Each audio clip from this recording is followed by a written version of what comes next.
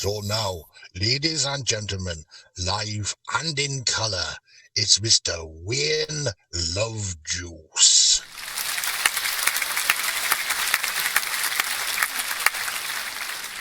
The other day our producer Louis had a chat with an interesting chappie who said that the YouTube algorithms really aren't that happy. If a channel only broadcasts once a week, so we decided we could texture whenever we've got a piece of news in our new book on the Track Extra.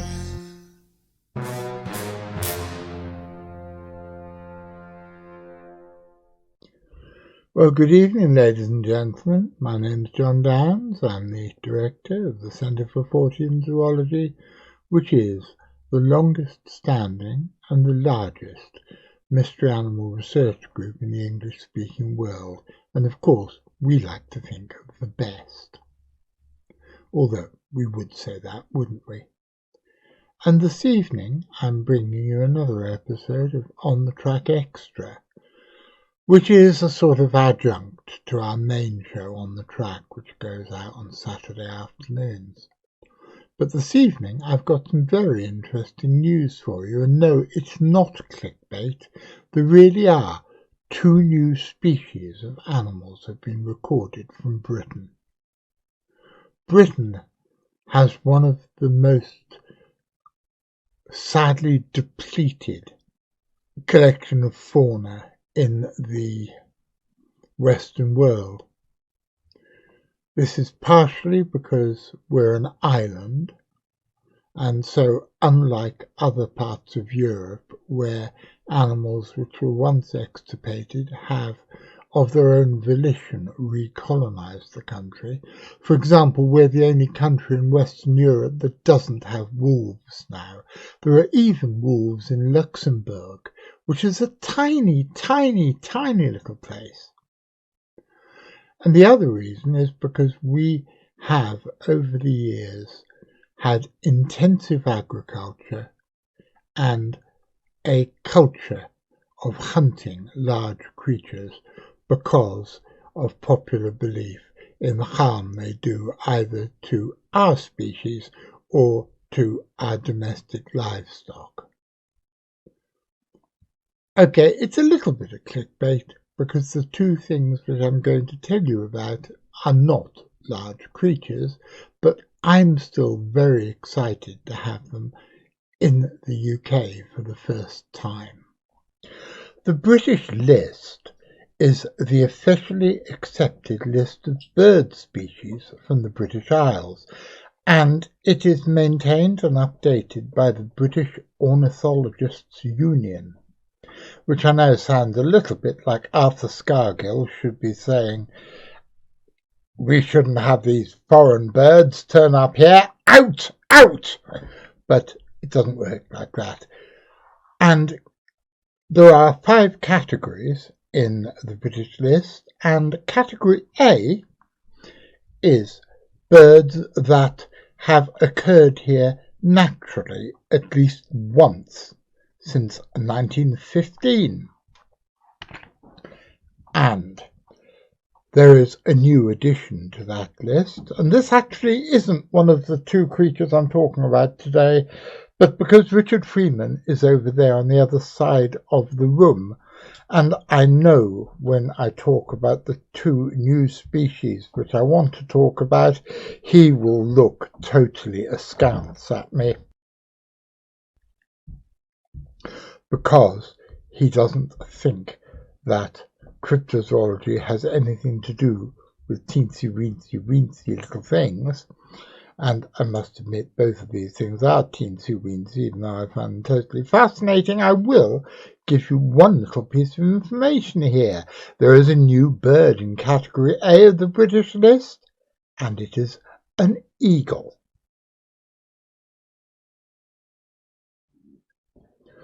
The booted eagle, Hariatus pennatus, also classified as Aquila pennata, is a medium-sized, mostly migratory bird of prey with a wide distribution in the Palearctic and southern Asia, wintering in the tropics of Africa and Asia, with a small disjuncted breeding population in southwestern Africa.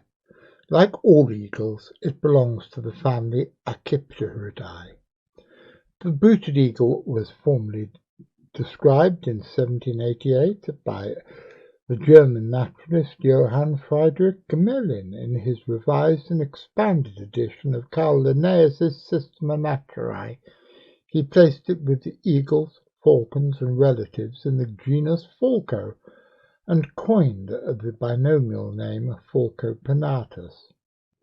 Gmelin based his description on Le Faucon Poitou or Falcopodibus pinnatus that had been described and illustrated in 1760 by the French zoologist Mathurin Jacques Brisson. Brisson had examined a specimen in the collection of Madame de Vandeville, who was also known as Marie Anne Kathleen Bigot de Graveron, 1709 to 1787. The booted eagle is now placed in the genus Hieraticus that was introduced in 1844 by Johann Jakob Kaup. The genus name combines the ancient Greek hierax, meaning hawk, with aetos, meaning eagle. The specific epithet pinnatus is Latin and means feathered. The booted eagle has no recognized subspecies. It is a small eagle comparable to a common buzzard in size, though more eagle-like in shape. Males grow to about 510 to 770 grams. That's 1.12 to 1.7 pounds in weight, with females about 840 to 1025 grams. That's 1.852 to 2.26 pounds, with a length of 40 centimeters and a wingspan of 110 to 132 centimeters. There are two relatively distinct plumage forms. Pale birds are mainly light grey with a darker head and flight feathers. The other form has mid-brown plumage with dark grey flight feathers. It was found in a study investigating polymorphism that these discrete colour morphs follow a Mendelian inheritance pattern, whereas the paler allele is dominant. In South Africa, 20% of the population is the dark colour morph. However, the study found that the darker morphs are much more common in the eastern populations, such as in Russia. Booted eagles are typically seen in pairs or as solitary individuals. It has breeding populations in many different regions in both the southern and the northern hemisphere. These include southern Europe, North Africa, and across Asia, and also in western South Africa and Namibia. The northern populations are migratory, spending November to February in sub-Saharan Africa and southern Asia, while the small southern African populations are sedentary. This is a species of wooded, often hill country with some open areas. It breeds in rocky, broken terrain, but migrants will use almost any type of habitat other than dense forest. The birds of the Palearctic breeding population tend to nest in coniferous or deciduous woodlands and are often in trees. Some years ago, specimens of this species started turning up in Britain, and for years they were placed in the part of the British list for creatures that were suspected to have escaped from captivity. But this year, after specimens of both colour morphs have turned up in quite a few places in Britain and in Ireland, the British Ornithologist Union have put it onto the British list as a Category A. We now have 5 eagles known as Category A in this country. That's eagle-tastic. And now for the new species on the British list.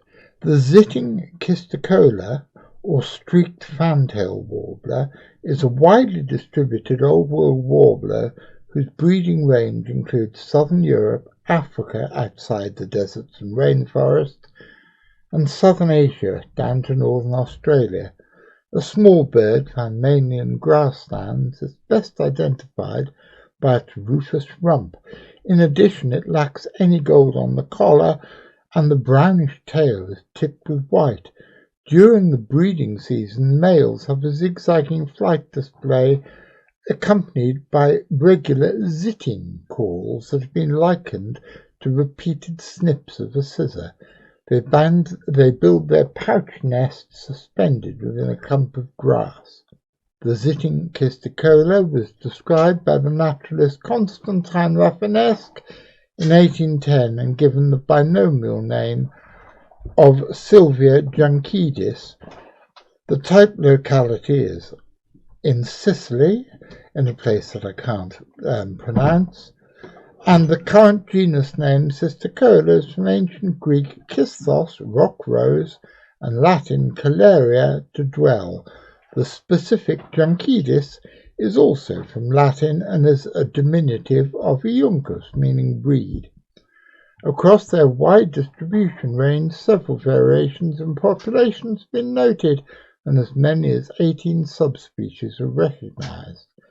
The nominate form is found in southern France, Greece, Turkey, Sicily, Corsica, and Egypt, while western Portugal and Spain have cisticola. The population in Palestine, Syria, Iraq, and Iran is neuroticus, while northern and eastern African populations are Europygalis and perennius.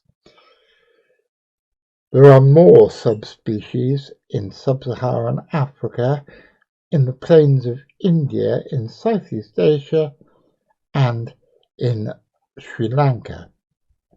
And now they've turned up in Britain.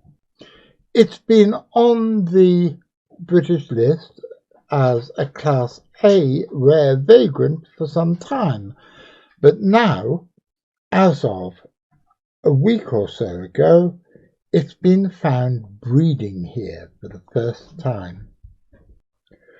This account comes from Matthew Denny, writing in the Rare Bird Alert. Every August, my family and I stay at Walberswick on the Suffolk coast. The rest of the year we live near Montpellier in France, where zitting cisticolas are common. On Thursday the 31st of July, we took our first walk across the marshes of Walberswick National Nature Reserve. Approximately 500 metres south of the caravan site, I heard an unexpected bird song from the direction of the beach. It sounded like a zitting cisticola, with the tone and quality of a repetitive, short and insistent yellow wagtail call. Against the sound of wind in the reeds and the distant waves, it was difficult to distinguish clearly. After 5 minutes of listening, we dismissed it, assuming it to be, indeed, an unusually calling wagtail or similar, but I made a mental note to check the area behind the beach on my next walk. I had a bird survey planned on Sunday the 3rd of August for the area of marshland to the south of the beach huts, as part of a local campaign against an electricity cabling route, which, astonishingly, is planned to make landfall and impact this European protected site. We had a busy family day planned, so I made the survey short and then proceeded to walk our dogs south across the beach. It was a cloudless, relatively calm day, and only 200 metres into the walk I caught the distant strains of the same bird. Again it sounded like a zitting cisticola emanating from an area of shingle, marram grass and reed, with a large patch of sea buckthorn immediately behind the beach. It appeared to be moving as the song moved, yet I couldn't see it. Typical of the song for fighting cisticola, in a state of disbelief and equipped only with binoculars, I busied myself with recording a spoonbill landing on the lagoon to the north, when an inner-city voice cried, "Look at the cisticola, please, we're in Suffolk, not in Montpellier." I crept closer to the bird and managed to look at it, song-flighting.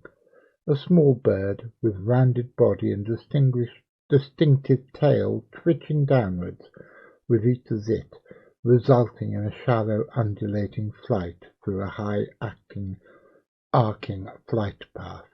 There was no doubt that this was a zitting In shock and with a busy day ahead, I had to make decisions. The bird had clearly been holding a territory for several days in suitable breeding habitat, so before putting the news out I needed to check that this wasn't a known breeding attempt being suppressed for conservation reasons.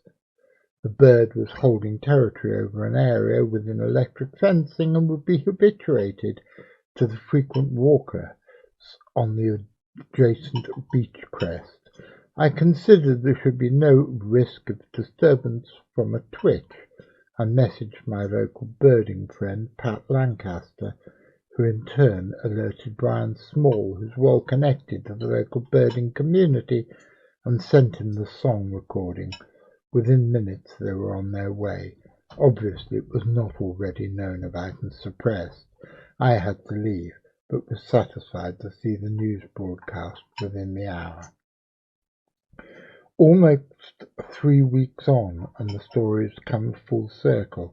After numerous rumours of a second bird and possible breeding behaviour, I had my own confirmatory moment. Early morning on Friday, whilst alone and watching the male repeatedly song-flighting, I glimpsed a second bird flying up from the reeds and interact with the male. The word, too. Several birders arrived about an hour after. By 9 a.m. the wind had increased, and I walked home for breakfast, mulling over what I'd seen and wondering when any young would fledge, if they were indeed breeding. I didn't have long to wait. At 1 p.m. news was released of a fledgling being seen, and by the end of the day 3 had reportedly been recorded. No wonder it has been holding territory with such tenacity. But there's more.